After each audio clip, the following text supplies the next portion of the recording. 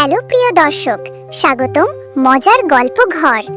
একটা ছোট্ট অনুরোধ, আমাদের এই মজার গল্প ঘর পেজটাকে ফলো করে রাখুন আর ইউটিউবে সাবস্ক্রাইব করে দিন। সাবস্ক্রাইব করলে নতুন কার্টুন গল্পের ভিডিও আপনার কাছে সবার আগে পৌঁছে যাবে। চলুন আজকের সুন্দর গল্পটা শুরু করি।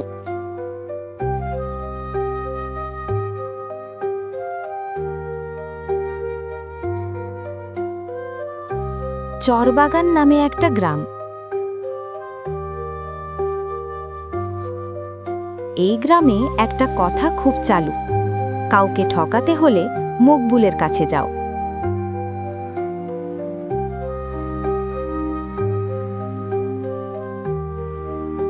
মকবুল ছিল গ্রামের সবচেয়ে অতি চালাক মানুষ।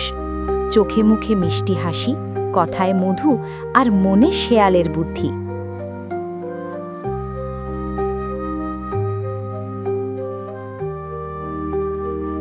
সে বলতো, বোকা মানুষ দুনিয়ার বোঝা, চালাক মানুষই রাজা।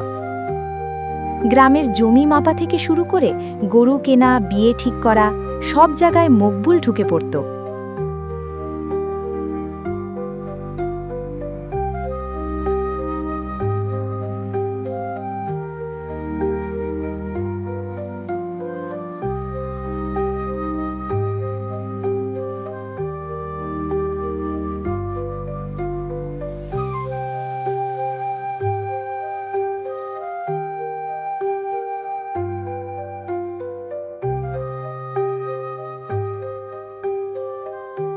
আজকে সে এক কথা বলে, কাল উল্টো কথা, আর দুই দিক থেকেই টাকা নেয়।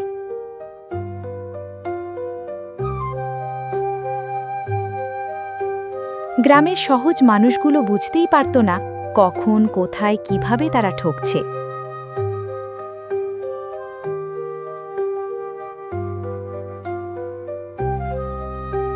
মকবুলার সবচেয়ে বড় শক্তি ছিল, সে কখনো সরাসরি অন্যায় করত না, সবকিছু করত কাগজ, কথা আর কৌশলে।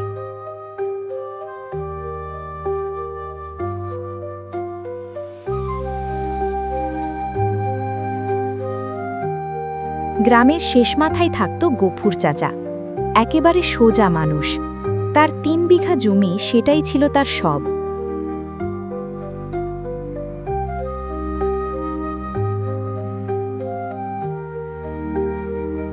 একদিন মকবুল এসে বলল,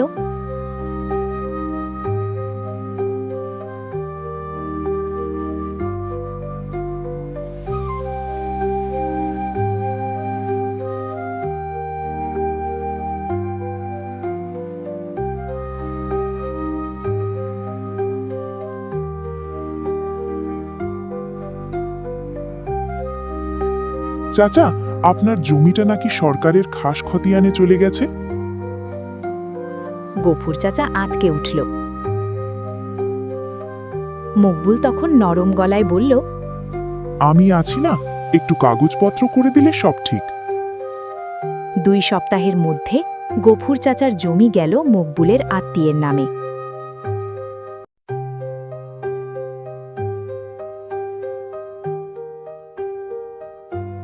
গফুর চাচা শুধু বলেছিল, বাবা, আল্লাহ বিচার করবেন। এই কথাটাই ছিল মকবুলের গলায় দড়ির প্রথম পাক, কিন্তু সে তখনও বুঝতে পারেনি।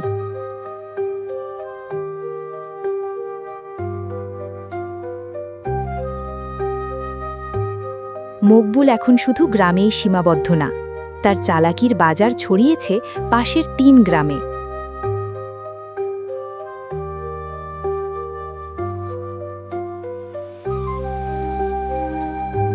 সে নিজেকে পরিচয় দেয়, আমি লোক বুঝি, কাগজ বুঝি, আইন বুঝি। আসলে সে বুঝত কোন মানুষটা কতটা বোকা।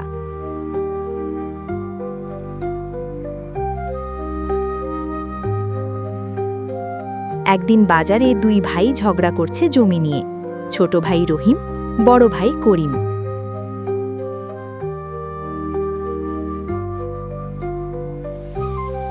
মকবুল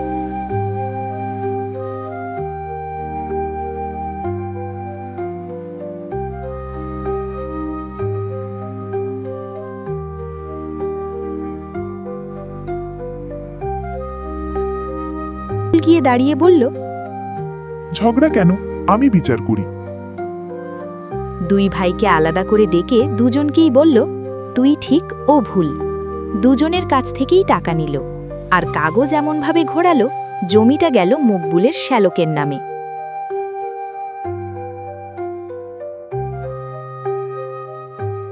রহিম করিম ঝগড়া করতেই থাকল।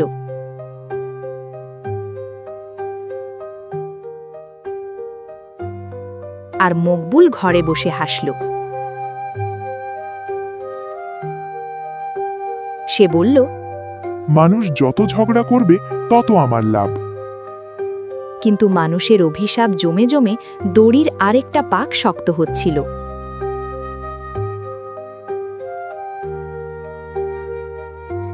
গ্রামে নতুন একজন এসেছে, নাম ইমরান।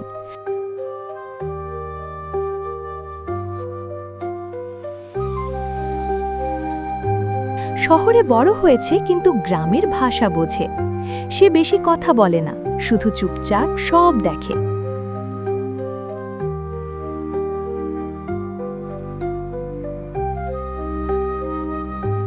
ইমরান লক্ষ্য করল, যেখানে ঝামেলা সেখানে মকবুল, যেখানে মামলা সেখানে মকবুল, যেখানে জমি হাত বদল সেখানে মকবুল।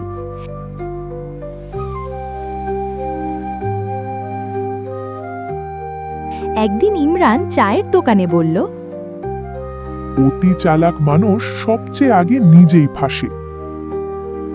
লোকজন হেসে উড়িয়ে দিল।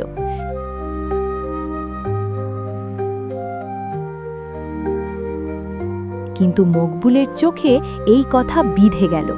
সে মনে মনে বলল, এই ছেলেটা বিপদ। ইমরান শুরু করল চুপচাপ কাগজ জোগাড় করা।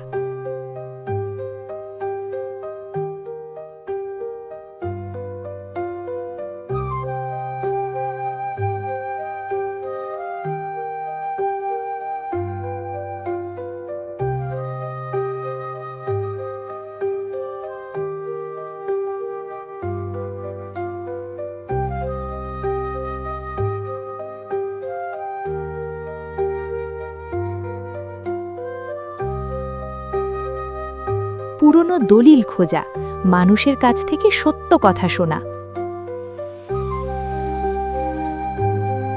মকবুল বুঝতেই পারেনি তার গলায় দড়ি এখন নিজের হাতেই বেঁধে যাচ্ছে।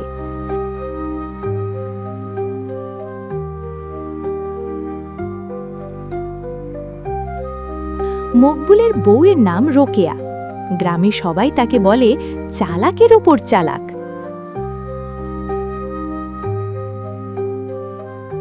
রোকেয়া একদিন বলল, শোন, মানুষ তোকে অভিশাপ দিচ্ছে, সাবধানে থাক। মকবুল হেসে বলল,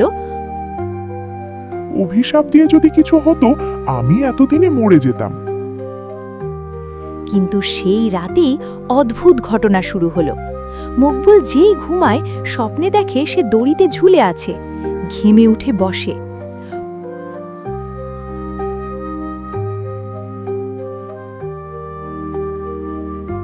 পরদিন বাজারে গিয়ে দেখে লোকজন আর আগের মতো সম্মান দেয় না।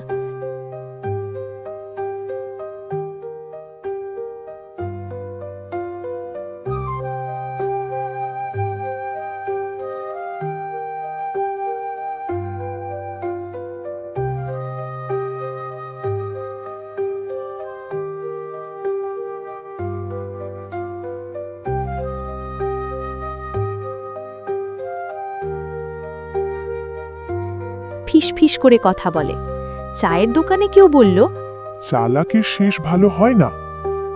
এই কথাটা শুনে মকবুলের হাত কাঁপল। প্রথমবারের মতো সে ভয় পেল।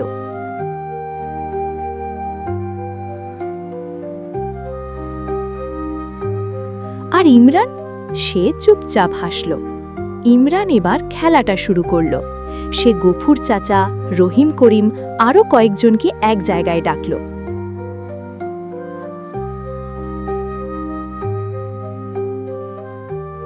বলল, আমি কিছু দেখাতে চাই। পুরনো দলিল, নতুন কাগজ সব একসাথে মিলিয়ে দেখালো। মানুষ প্রথমবার বুঝল কোথায় কিভাবে মকবুল ঠকিয়েছে।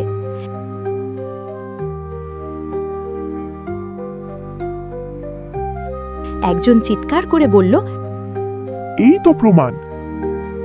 আরেকজন বলল, আমরা এতদিন অন্ধ ছিলাম। খবর বাতাসের মতো ছড়ালো।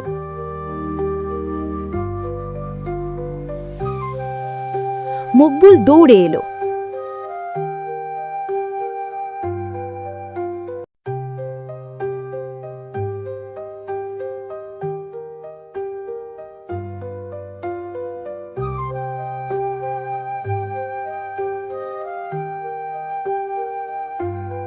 সে হাসতে হাসতে বলল, ভাই ভাই, ভুল বোঝাবুঝি।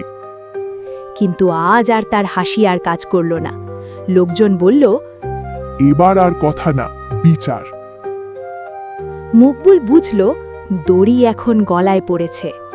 মকবুল বুঝে গেল আজ আর পালানোর পথ নেই। তবু অতি চালাক মানুষ শেষ পর্যন্ত চালাকি ছাড় না। সে বলল, ঠিক আছে, আমি সব স্বীকার করি, কিন্তু এই কাগজগুলো জাল, ইমরান বানিয়েছে। লোকজন এক মুহূর্ত থমকে গেল। ইমরান শান্ত গলায় বলল, তাহলে থানায় চলুন, সব কাগজ সরকারি রেকর্ডে মিলিয়ে দেখা যাক। এই কথায় মকবুলের মুখ ফ্যাকাশে হয়ে গেল। সে জানত সরকারি রেকর্ডে গেলে তার সব ফাঁকি ধরা পড়বে। হঠাৎ সে দৌড় দিল, কিন্তু গ্রাম আর আগের মতো না। যে মানুষগুলোকে সে ঠকিয়েছে আজ তারাই দাঁড়িয়ে পথ আটকালো। একজন হাসতে হাসতে বলল, এই দড়িটা তো তোরই বানানো, আজ তোর গলাতেই পড়বে। গ্রামের মাঠে সবাই জড়ো হলো। ইমরানের প্রস্তাবে আইনের হাতেই ব্যাপারটা তুলে দেওয়া হলো। পুলিশ এলো।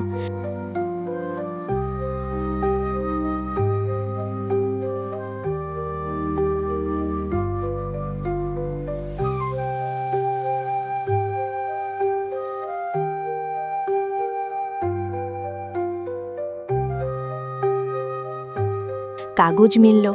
একটার পর একটা কেলেঙ্কারি বের হলো। মকবুল কাঁদতে কাঁদতে বলল, আমি ভুল করেছি। গফুর চাচা সামনে এসে বলল,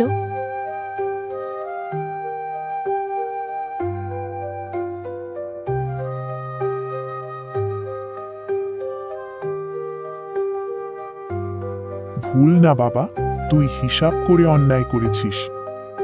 লোকজন হাসল, কিন্তু সেই হাসিতে ছিল তীব্র শিক্ষা। মকবুলকে নিয়ে যাওয়ার সময় রোকেয়া শুধু বলল, অতি চালাকের গলায় দড়ি, আজ বুঝলি? মকবুল মাথা নিচু করে রইল। মকবুল চলে যাওয়ার পর চরবাগান গ্রামটা যেন হালকা হয়ে গেল। যে বাতাসে আগে ভয় আর ফিসফাস ছিল, সেই বাতাসে এখন কথা আর সাহস।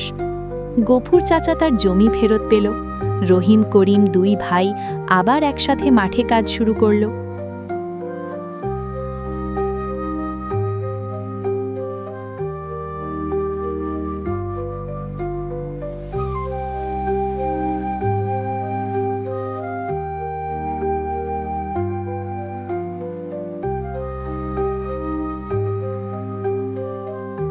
গ্রামের মানুষ প্রথমবার বুঝল চুপ থাকাটাই সবচেয়ে বড় ভুল।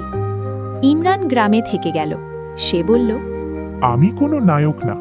চালাক মানুষ তখনই শক্তিশালী হয় যখন ভালো মানুষ চুপ থাকে। মকবুল জেলে বসে প্রতিদিন একই কথা ভাবত, একটু চালাকি আর একটু লোভ, আর শেষ পর্যন্ত নিজের গলায় নিজেই দড়ি। অতি চালাকের গলায় দড়ি, এই দড়ি কেউ বাইরে থেকে দেয় না। গ্রামের ছেলেরা গল্পটা মনে রাখল, বুড়োরা প্রবাদ বানালো, আর চরবাগান গ্রামে একটা কথা চিরকাল থেকে গেল, বুদ্ধি থাক ভালো, কিন্তু বুদ্ধি দিয়ে অন্যায় করলে সেই বুদ্ধি একদিন দড়ি হয়ে ফিরে আসে।